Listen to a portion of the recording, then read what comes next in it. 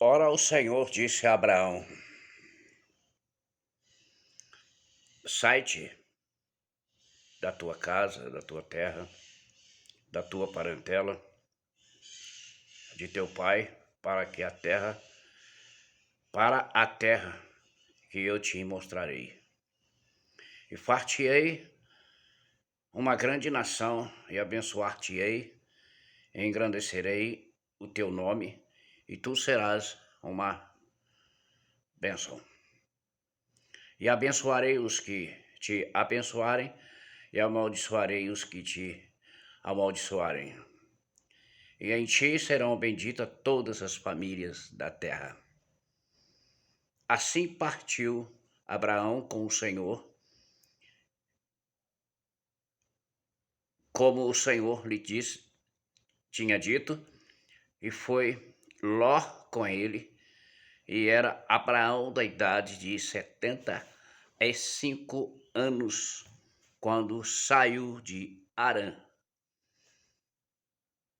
Tomou Abraão Sarai, sua mulher, e a Ló, filho de seu irmão, toda a sua fazenda que havia adquirido, e as almas que lhe acresceram em Harã. Saíram para ir à terra de Canaã, e vieram à terra de Canaã.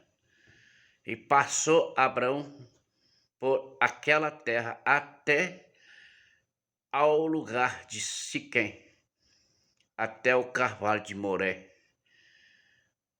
E estavam então os cananeus na terra. E apareceu o Senhor e disse: a tua semente darei esta terra. E edificou ali um altar ao Senhor, e lhe aparecera.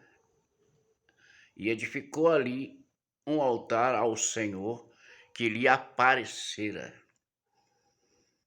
E moveu-se dali para a montanha, a banda do oriente de Betel,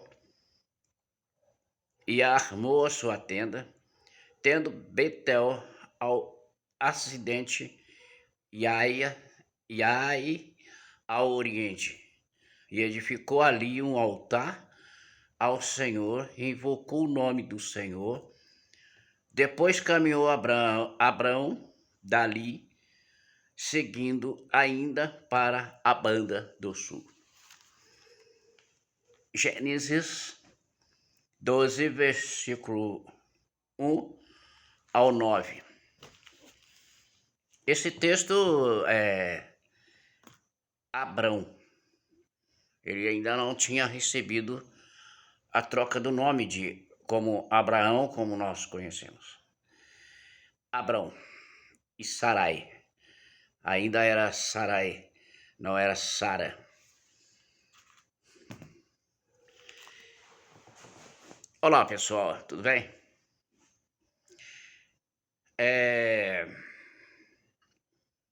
Pelo texto, com certeza, você já sabe o que nós vamos falar, né? Falar de Abraão, ou Abraão, é falar de fé. Um homem de muita fé. É interessante que Abraão, ele tem essa fé muito antes da lei. Não existia a lei. A lei de Deus ainda não tinha sido constituída, ainda não tinha sido legislada, e não havia ainda um legislador. Então ele simplesmente confiou no que ele ouviu, esse chamado Deus falando com ele. Porque Abraão era um homem que vivia entre os gentios e cultuava muitos ídolos. Era um homem idólatra. E ele tinha também um sonho de todo ser humano que casa, tem uma esposa, quer ter uma família. Uma família não é só o marido e a mulher, mas são os filhos. Ele e a sua esposa Sarai não podia ter filho. Ela era estéril. Então, ele tinha um sonho. Imagina um homem ainda com 75 anos de idade, que era a idade que ele tinha aqui nesse texto, ou seja, nesse capítulo aqui, quando ele é chamado, ainda sonhando, com a esperança de ter um filho. Ele com 75, a esposa já estava com 65. Eles são 10 anos de diferença de idade.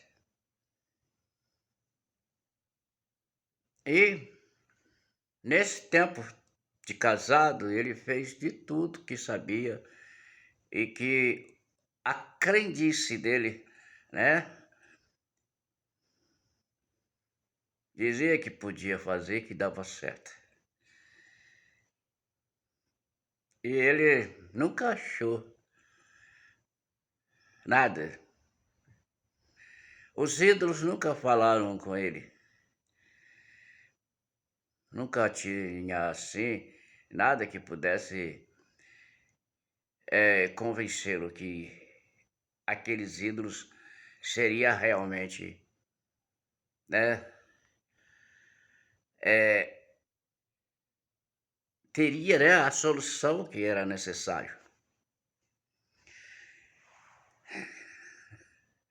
Mas acontece que a esperança que ele tinha dentro do coração, que ainda em ele, com mesmo já, né, 75 anos, hoje é, é, é um ancião, ainda com essa esperança de ter um filho. Ele tinha essa esperança.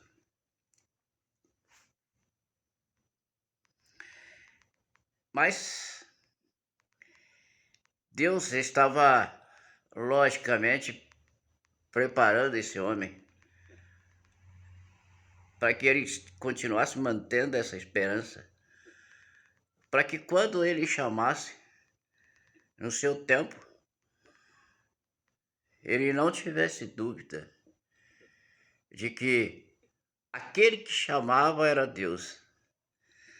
É interessante que quando eu olho para Abraão, eu lembro da minha vida, de como eu fui chamado. Eu tenho o testemunho aí, o vídeo de testemunho que vocês podem assistir. É inconfundível a voz de Deus, a voz do Espírito Santo, a voz de Cristo. E isso aconteceu comigo. Eu também fui chamado.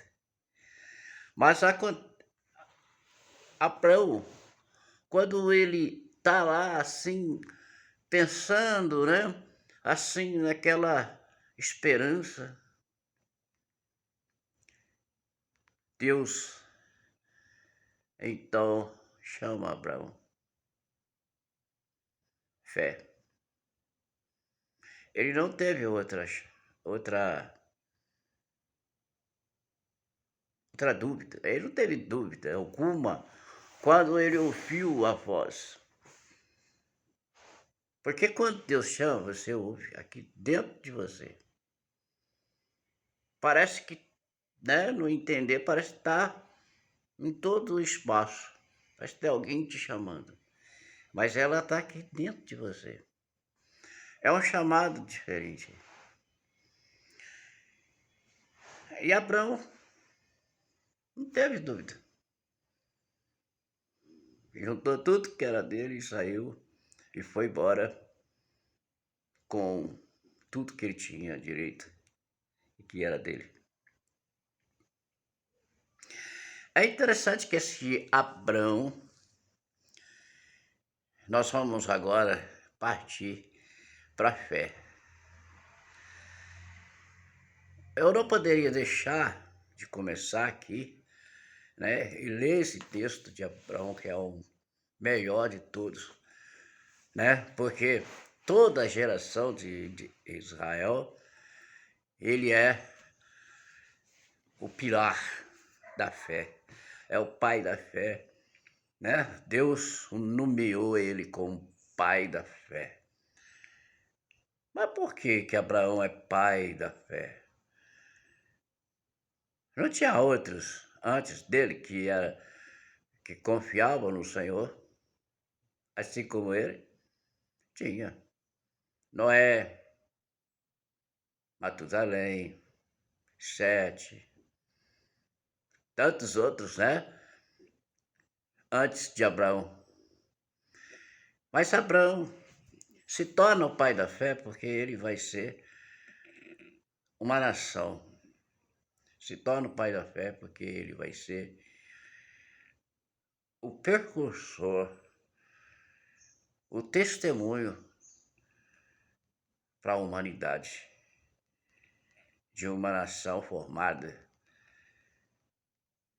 e usada com o propósito de Deus para a salvação de todo o resto da humanidade. É o berço, né? É o início do berço do nascimento de Cristo.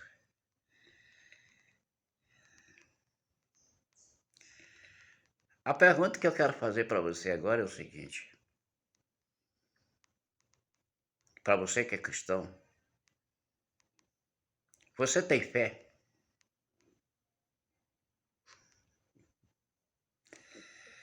A coisa que mais me deixa chateado é quando eu ouço uma pregação, uma mensagem que estrangula essa fé. Sabia? Existem muitas mensagens ainda pregadas que estrangula a fé. Sabe o que isso significa? Porque ainda há pessoas, ainda há pregadores que acham que a fé é a solução de todos os problemas humanos. Se você tem fé, você é curado. Se você tem fé, você é um vencedor. Se você tem fé, você conquista a riqueza.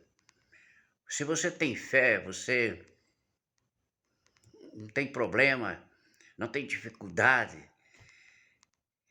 Coisas de teologia da prosperidade, mas que também está em todas as demais denominações e que continuam fazendo essas colocações, estrangulando a fé. Não é desta forma a fé. A fé, né? Aquela mulher que vai até Jesus, aquela do fluxo de sangue, era uma mulher cheia de esperança e de fé. Aliás, se eu disser para você, todo o povo de Israel era um povo de fé. Era um povo de fé. E o mais interessante também é que nem todos, né? Logicamente que ali, quando Jesus está ali, né, entre o povo, né? Aqui na terra, não era necessário uma pessoa ter fé para receber o milagre. um prodígio. Se você olhar o texto, tem texto que diz que Jesus olhava para a multidão de povos que seguiam e se compadeciam de todos pelo sofrimento, pela ali aquela, né, representava para Cristo ovelhas perdidas, sem pastores. E ele então, com seu compadecimento, ele fazia prodígios e milagres, curando todos, libertando todos, pelo seu compadecimento. Porque Jesus também é Deus, é o Filho de Deus. E ele veio para aliviar o fardo, né, que é da humanidade. O sofrimento, porque a palavra diz que, né, as ovelhas estavam perdidas, sem pastores, né? Então, Jesus se compadecia daquele povo e curava todos, libertava todos, né, dos seus cativos, sofrimentos, tristeza, como aqueles 10 leprosos que passavam por ele, todos foram curados, né? As pessoas gostam muito daquele que voltou para agradecer. Mas todos eles foram curados. A palavra de Deus, né, está escrito, diz que todos foram curados. Ainda que os 9 não voltaram, mas todos foram curados. Por quê? Compadecimento de Jesus. O que eu quero que você preste bem atenção é o seguinte, que a fé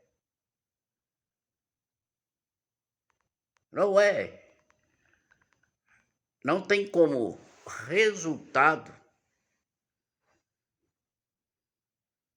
prodígios, maravilhas, e, né, aqueles resultados.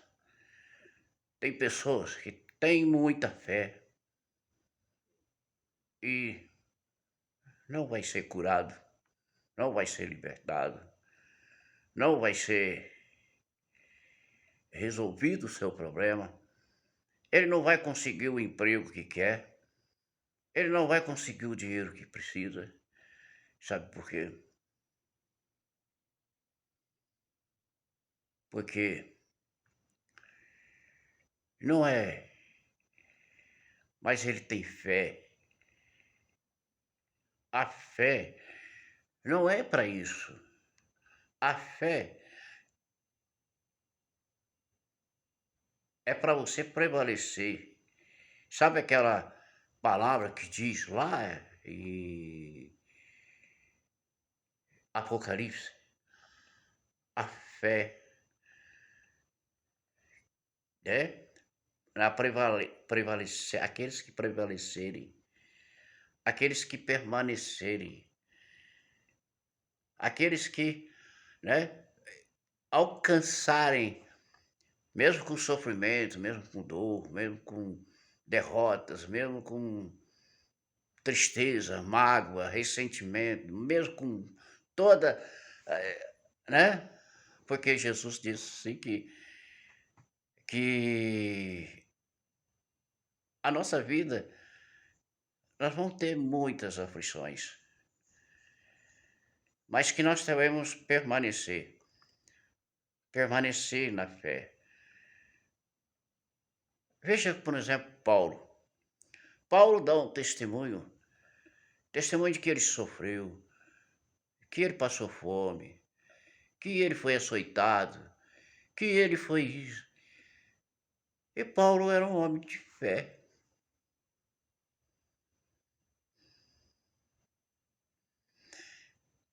Fé não é só cura, não é só milagre, prodígio, como muitas denominações pensam, pregam, defendem, iludem pessoas. Fé é permanência. Fé é confiança. Ainda que eu sofra, mas eu não vou perder minha fé. Ainda que eu tenha que passar por todas as aflições do mundo, eu não vou perder minha fé. Fé é conhecimento. Fé é perseverança. Não é isso que muitas igrejas pregam e defendem. Você não tem fé, por isso que você não recebe. Você não tem fé, por isso que você não alcança. Você precisa ter fé. Mas ele não diz para você o que é fé. Fé é o firme fundamento daqueles que confiam no Senhor, independente de milagres, prodígios. Fé é você confiar no Senhor, saber que o seu futuro está nas mãos do Senhor.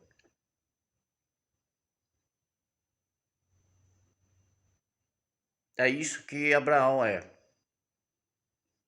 É isso que Abraão se torna o pai da fé. Porque ele não saiu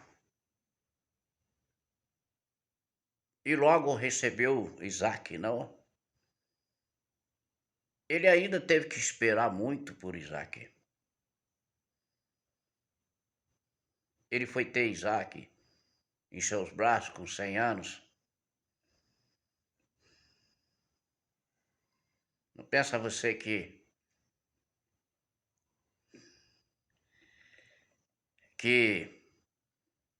não faça as pessoas dentro da igreja desanimar. Poxa vida, eu estou aqui esperando uma coisa. Eu acho que eu não tenho fé. Porque não acontece para mim. Eu tenho pedido, tenho clamado, tenho esperado, tenho orado, tenho ajoelhado e não acontece para mim.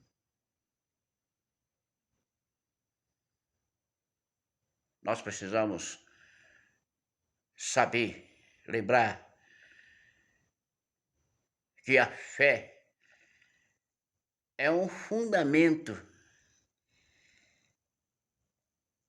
um firme fundamento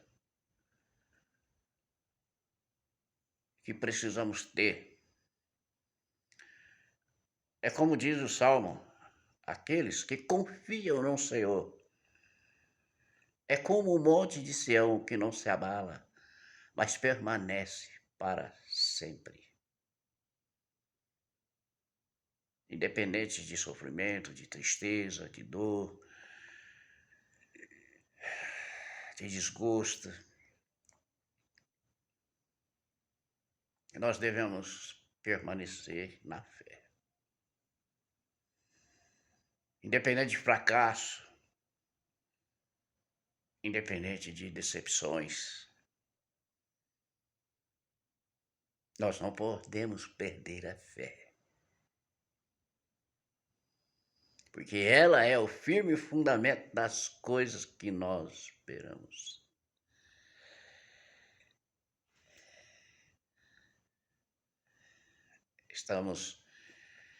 Nós temos que esperar no futuro, quando Cristo voltar.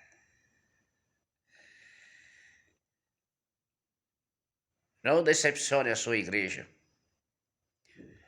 pregando fracassos, Ah, porque o irmão não tem fé, por isso que não recebe. Não faça isso. Ajude ele a firmar mais a sua fé, permanecer de pé. Até o próximo vídeo, né? Vamos orar aqui para terminar. Senhor nosso Deus, nosso Pai, Criador do céu e da terra, derrama, Senhor, o teu Espírito sobre cada um de nós, para que nós possamos continuar aquela rocha firme e que a rocha seja Cristo dentro de nós e que nós possamos prevalecer, que nós possamos alcançar os nossos objetivos e que o futuro esteja sempre nos esperando. Abençoe o mundo, abençoe as nações, abençoe nossa família, nossa casa. Abençoa, Senhor, cada um de nós, em nome de Jesus. Que nosso país seja melhor, que nossas autoridades tenham fé, perseverança em Deus, para que possa ter misericórdia do povo. Glória a Deus, aleluia. Até o próximo vídeo, em nome de Jesus.